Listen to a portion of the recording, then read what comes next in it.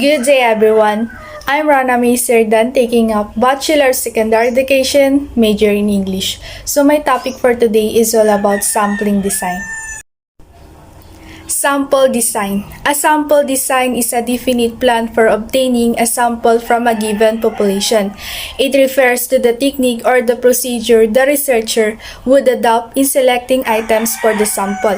Sample design also leads to a procedure to tell the number of items to be included in the sample, the size of the sample. Hence, sample design is determined before the collection of data.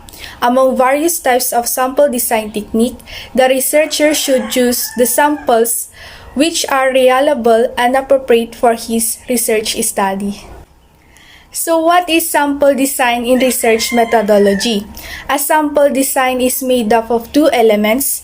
Random sampling from a finite population refers to that method of sample selection which gives each possible sample combination an equal probability of being picked up and each item in the entire population to have an equal chance of being included in the sample. This applies to sampling without replacement. Once an item is selected for the sample, it cannot appear in the sample again. Sampling with replacement is used less frequently, in which procedure the element selected for the sample is returned to the population before the next element is selected. In such a situation, the same element could appear twice in the same sample before the second element is chosen. In brief, the implication of random sampling or simple random sampling are: first, it gives each element in the population an equal probability of getting into the sample, and all choices are independent of one another. Second, it gives each possible sample combination an equal probability of being chosen. Keeping this in view, we can define a simple random sampling or simply a random sample from a finite population as a sample which is chosen in such a way that each of the NCN possible samples has the same probability 1 over NCN of being selected. To make it more clear, we can take a certain finite population consisting of 6 elements, say A, B, C, D, E, F, n equals 6. Suppose that we want to take a sample of size n equals 3 from it.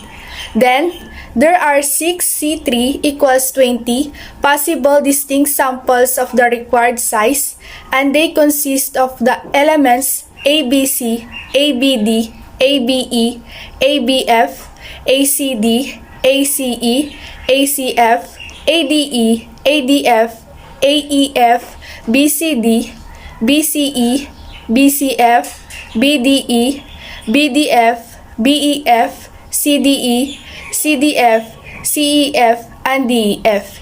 If we choose one of these samples in such a way that each has the probability 1 over 20 of being chosen, we will then call this a random sample. So now let us proceed to the types of sampling design in research methodology. So there are different types of sample designs based on two factors: the representation basis and the element selection technique. On the representation basis, the sample may be probability sampling or it may be non-probability sampling. Probability sampling is based on the concept of random selection, whereas non-probability sampling is non-random sampling. On element selection basis, the sample may be either unrestricted or restricted. When each sample element is drawn individually from the population at large, then the sample so drawn is known as unrestricted sample, whereas all other forms of sampling are covered under the term restricted sampling. Thus, sample designs are basically of two types: non-probability sampling and probability sampling. We take up these two designs separately. Non-probability sampling. Non-probability sampling is that sampling procedure which does not afford any basis for estimating the probability that each item in the population has of being included in the sample. Non-probability sampling is also known by different names such as deliberate sampling, purposive sampling, and judgment sampling. In this type of sampling, items for the sample are selected deliberately by the researcher. His choice concerning the items remains supreme. In other words, under non-probability sampling, the organizers of the inquiry purposively choose the particular units of the universe for constituting a sample on the basis that the small mass that they so select out of a huge one will be typical or representative of the whole. For instance, if economic conditions of people living in a state are to be studied, a few towns and villages may be purposely selected for intensive study on the principle that they can be representative for the entire state. Thus, the judgment of the organizers of the study plays an important part in this sampling design. Next, let's proceed to the probability sampling. Probability sampling is also known as random sampling or chance sampling. Under the sampling design, every item of the universe has an equal chance of inclusion in the sample. It is, so to say, a lottery method in which individual units are picked up from the whole group not deliberately but by some mechanical process. Here it is a blind chance alone that determines whether one item or the other is selected. The results obtained from probability or random sampling can be assured in terms of probability. We can measure the errors of estimation of the significance of results obtained from random sample, and this fact brings out the superiority of random sampling design over the deliberate sampling design.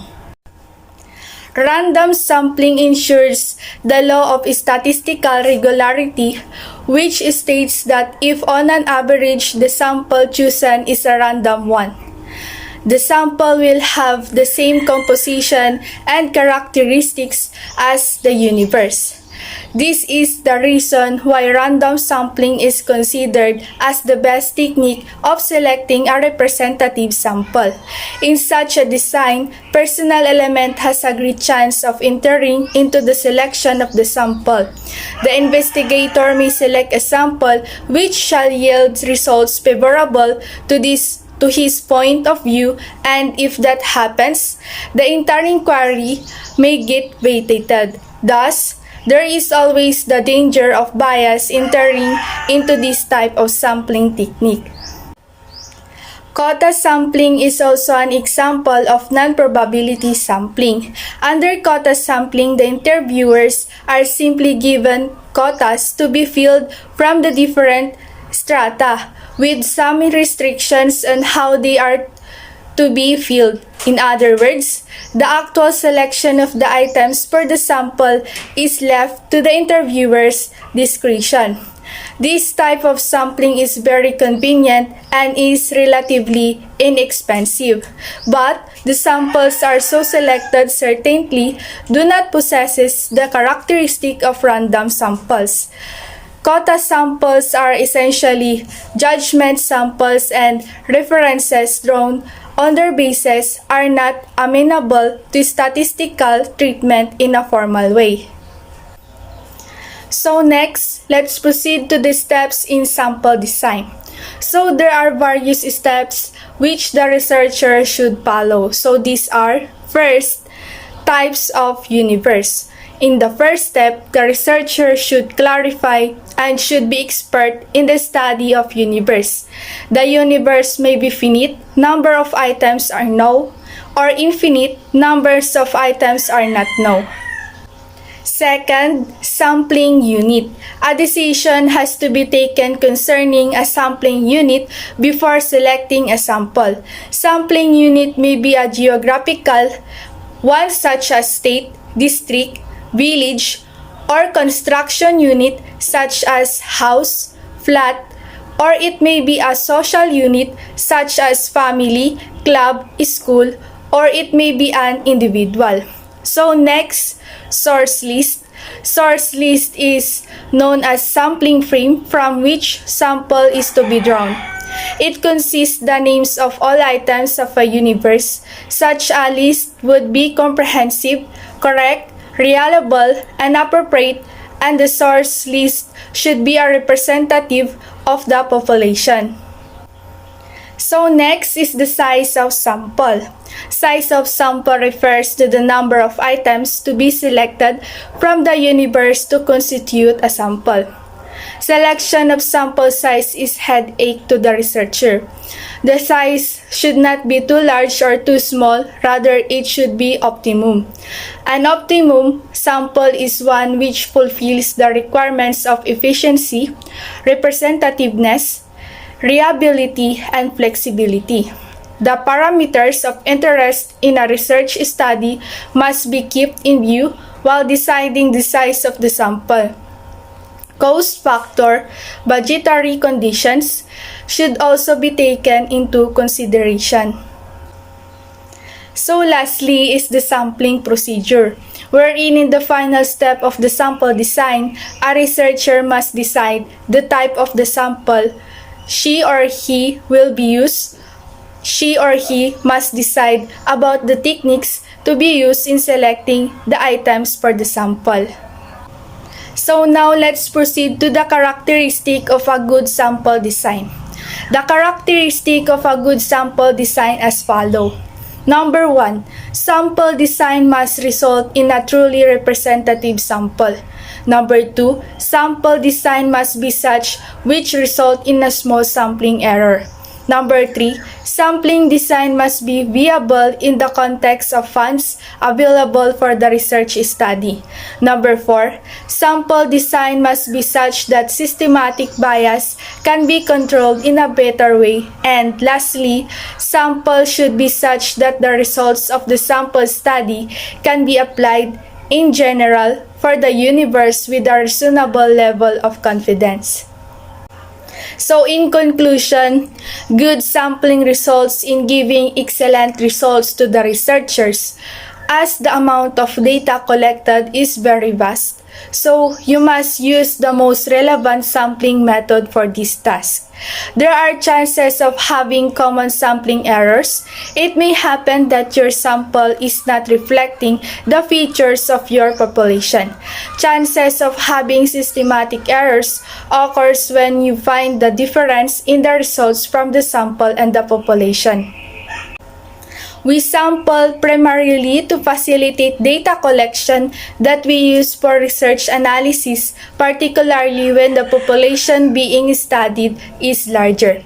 Sampling enables us to collect and analyze data for a smaller portion of the population sample, which must be a representative of the entire population, and then apply the results to the whole population.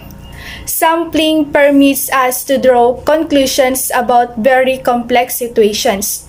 Sampling permits us do your research faster and at a lesser cost. In fact, sampling is very important in facilitating the research process, but adequate care need to be taken when selecting the sample, because if the sample is not a representative, the results being applied to the entire population will be misleading.